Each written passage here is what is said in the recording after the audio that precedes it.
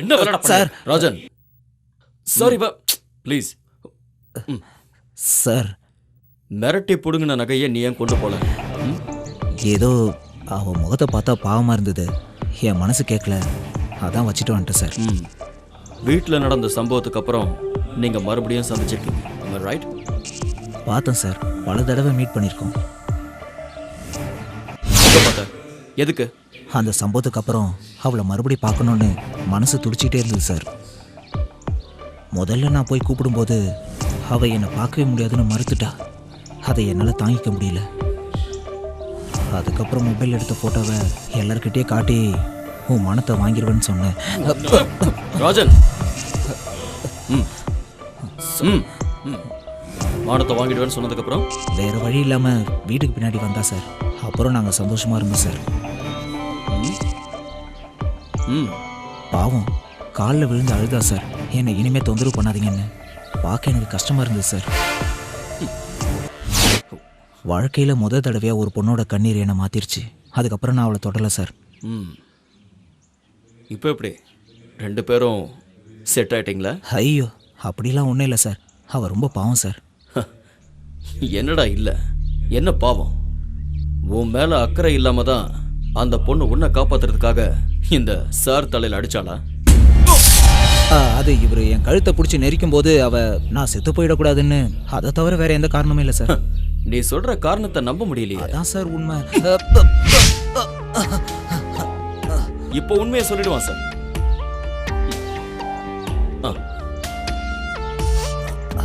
நாள் கணக்கோ வார கணக்கோ மாச கணக்கோ இல்லை, பல வருஷமா அந்த பொண்ணுக்கு இந்த ராஜனை நல்லாவே தெரியும். உங்க ரெண்டு பேருக்கும் கொஞ்ச நாளா தானே பழக்கம், அதுவும் வெளியே சொல்ல முடியாத இல்லைங்க. அப்படி இருக்கும்போது உன்னை காப்பாத்துறதுக்காக ராஜனோட தலையில அடிச்சான்னு சொல்றது நம்பவே முடியாத ஒரு பொய் மாதிரி எனக்கு தோணுது. ஏன் கேசவ மறைக்கிற? சத்தியமா சொல்றேன், ஒன்றும் இல்லை சார்.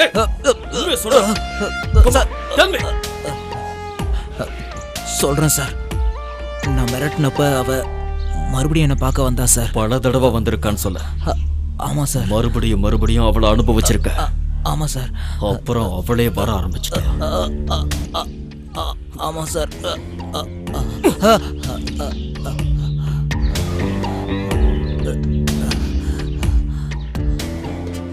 இந்த அசிங்கம் வெளியே தெரிஞ்சா அவளுக்கு பெரிய அவமானம் ஆயிடும் சார். அதனால தான் சார் முதல்ல போய் சொன்னேன். ஒரு உதவி பண்ண முடியுமா சார்? நடந்தது ஏதோ நடந்து போச்சு. இந்த விஷயத்தை பற்றி அவகிட்ட விசாரிச்சு அவமானப்படுத்தாதீங்க. அவ பாவம் சார். அதெல்லாம் நாங்கள் பார்த்துக்குறோம். இனிமேல் அவனை லாக்கப்பில் வைக்க வேண்டாம், சப்ஜெக்டுக்கு அனுப்பிடுங்க சார். யோ சார். வாயா. Hello sir. அவ மானம் போகக்கூடாதுங்கிறதுல நீ கவனமாக இருக்கல்ல? ஆமாம் சார். அப்படின்னா நீயும் அந்த பொண்ணும் வர்றதையோ போகிறதையோ இல்லை மற்றதையோ அந்த பொண்ணு பத்ரா பார்த்துருந்தா? நீங்கள் சந்தேகப்படுறது எனக்கு புரியுது. ஆனால் சத்தியமாக அந்த பொண்ணை நான் பார்த்ததே இல்லை சார். செத்துப்போன பொண்ணு யாருன்னு கூட தெரியாது. ஆனால் நான் ஒரு விஷயம் சொல்ல மறந்து போயிட்டேன் சார். செல்ல இருந்து தப்பிச்சு 3வது நாள் நான் திருட போனப்போ தூரமாக 2 பேர் நின்று பேசிகிட்டு இருந்தாங்க.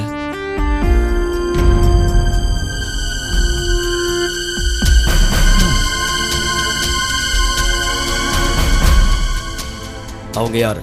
தூரத்துல இருந்து பார்த்ததுனால தெரியல. அதுக்கப்புறம் 3 நாள் கழிச்சு மலையடி வாரத்தில் ஒரு பொண்ணோட பாடி கிடைச்சதுன்னு கேள்விப்பட்டேன். போ.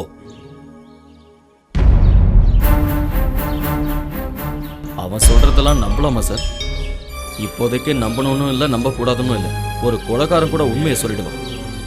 ஆனா ஒரு திருடன் உண்மையை சொல்லிடுவான்னு எப்படி எதிர்பார்க்க முடியும்?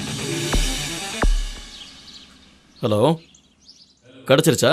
குட், நான் இதை வந்துடுறேன்.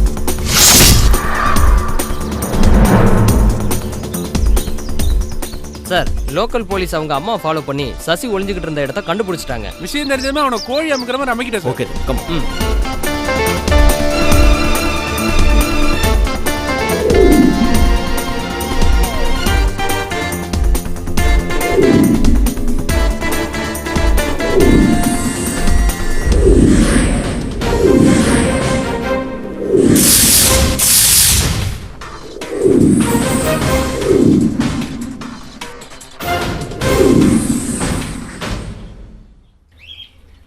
ராஜன். ஓ சார், கொஞ்சம் இங்க வாங்க. Good morning sir. Good morning.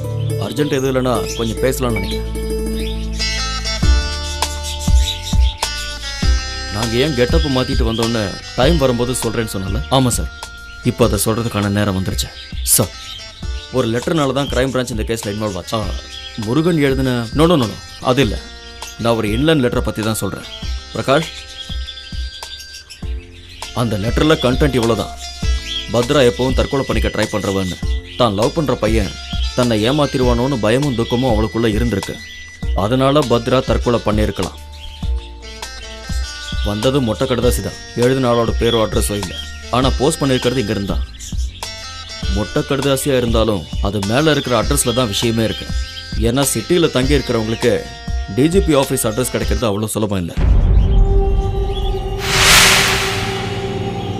அப்போ சிட்டியிலேருந்து 300 கிலோமீட்டர் உள்ள இருக்கிற இந்த கிராமத்துல இருந்து இந்த பின்கோடை தெரிஞ்சவங்க ஒருத்தங்க இருக்காங்கன்னா, அதுவும் எழுதினவங்க ஒரு பொண்ணா இருந்தா?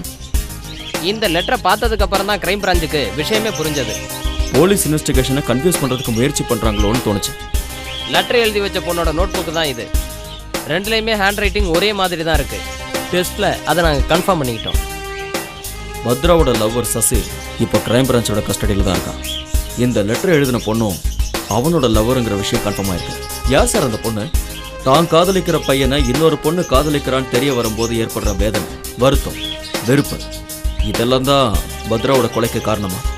இல்லை போலீஸோட கவனத்தை திசை திருப்பறதுக்காக தான் இந்த மொட்டை கடுதாசியை எழுதியிருக்கலாம்? அந்த திருடனை விசாரிக்கும் போது என்ன சொன்னான்? மலைக்கு அந்த பக்கம் 2 பேர் நின்று பேசுறத பார்த்தேன்னு சொன்னால. லெட்டர் எழுதின அந்த பொண்ணு யார் சார்? அன்னைக்கு ஒரு நாள் நீங்களும் உங்க போலீஸ்காரங்களும் முகமுடி போட்டவனை துரத்துனீங்களே, அது நான் தான். நான் இந்த நோட் புக்கை எடுக்கிறதுக்காக தான் அன்னைக்கு உங்க குவார்டர்ஸ்க்கு வந்தேன்.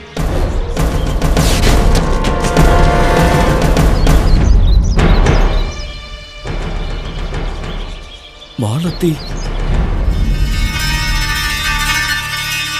நடந்த உண்மையெல்லாம் சொல்லிடுறேன். அந்த லெட்டர் எழுதினது நான் தான். அந்த அட்ரஸையும் பின்கோடையும் உங்க ஃபைல்ல இருந்து தான் எடுத்தேன். எதுக்காக அந்த மாதிரி ஒரு லெட்டர் எழுதின? அது தற்கொலை மாதிரியும் இருக்கணும், என்னையும் யாரும் சந்தேகப்படக்கூடாதுன்னு. நீயும் அந்த சசியை லவ் பண்ணது உண்மையா? ஆமாண்ணா. எவ்வளோ நாளா? கொஞ்ச நாளா தான். அது பத்ராவுக்கு தெரியுமா? தெரியும். நான் அவகிட்ட சொல்லியிருந்தேன். அப்புறம் நான் அவனை லவ் பண்றேன்னு தெரிஞ்சோம் அவ அவனை மயக்கிட்டா. நான் நேரடியா அவகிட்ட கேட்டப்ப கூட அந்த மாதிரி எதுவுமே இல்லைன்னு என்கிட்ட மழுப்பிட்டா. ஆனா நான் ஒரு நாள் நேராவே பார்த்தேன்.